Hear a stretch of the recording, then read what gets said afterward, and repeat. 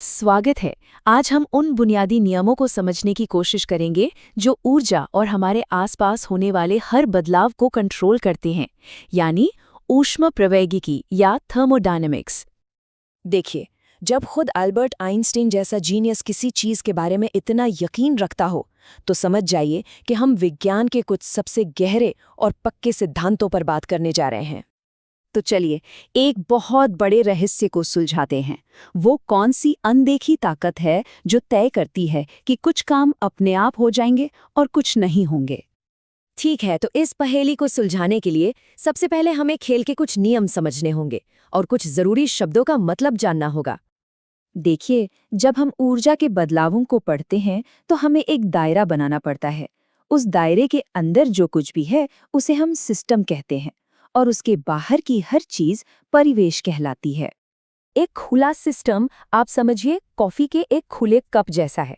उसमें से गर्मी भी बाहर निकलती है और भाप बनकर पानी भी उड़ जाता है। फिर आता है बंद सिस्टम, जो कि पानी की एक सील बंद बोतल की तरह है। बोतल गर्म या ठंडी तो हो सकती है, लेकिन उसके अंदर का पानी बाहर नहीं आ सकता।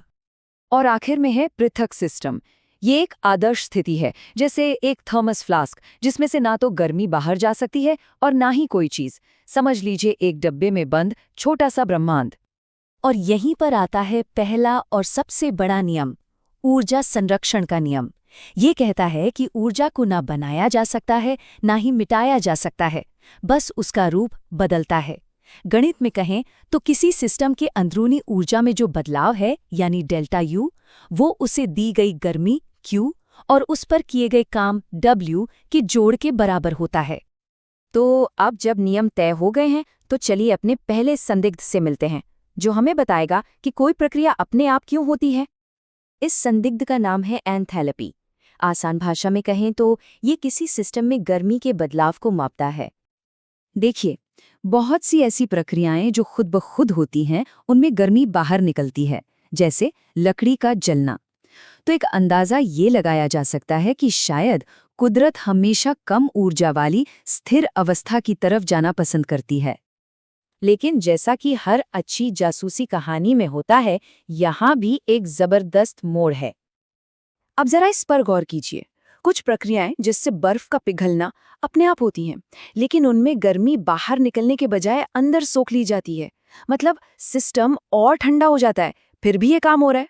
ये तो हमारे पहले अंदाजे से बिल्कुल उल्टा है। इसका मतलब सिर्फ ऊर्जा का कम होना ही पूरी कहानी नहीं है। तो इसका मतलब है कि कहानी में एक और किरदार है, हमारा दूसरा संदिग्ध, एंट्रोपी। एंट्रोपी का मतलब है अव्यवस्था या बिखराव। और दूसरा नियम कहता है कि ब्रह्मांड हमेशा ज्यादा से ज्यादा अव्यवस्था की तरफ बढ़ता है। आप इसे ऐसे समझ सकते हैं कि एक साफ सुथरा कमरा अपने आप गंदा तो हो सकता है, लेकिन गंदा कमरा अपने आप साफ कभी नहीं होता। तो अब हमारे पास दो ताकतें हैं जो एक दूसरे से टकरा रही हैं। एक तरफ है कम ऊर्जा की चाहत और दूसरी तरफ है ज्यादा अव्यवस्था की। तो फिर प्रकृति ये फैसला कैसे करती है कि जीतेगा कौन? सच्चाई ये है कि असली ड्राइविंग फोर्स न तो सिर्फ एंथैल्पी है और न ही सिर्फ एंट्रोपी, बल्कि इन दोनों के बीच एक रस्साकशी चलती है। और इस खेल में रेफरी की भूमिका निभाता है तापमान। और यहीं हमारे रहस्य का हल छिपा है, गिब्स मुक्त ऊर्जा समीकरण में। ये कमाल का फॉर्मूला हमारे दोनों संदिग्धों यानी एंथैल्पी और एंट्रोपी को एक साथ ले आता है और हमें असली जवाब देता है।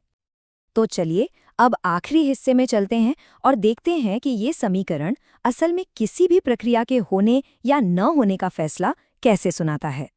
गिब्स मुक्त ऊर्जा में बदलाव, जिसे हम डेल्टा जी कहते हैं, उसका निशान ही सब कुछ तय कर देता है।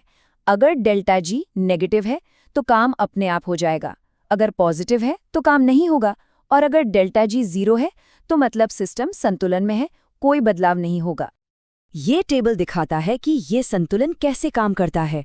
कभी कम ऊर्जा की चाहत यानी एंथैल्पी जीत जाती है, कभी ज्यादा बिखराव की चाहत यानी एंट्रोपी बाजी मार लेती है, और कभी कभी तापमान वो एनशाइडेंडा फैक्टर बन जाता है जो बताता है कि पड़ला किस तरफ झुकेगा।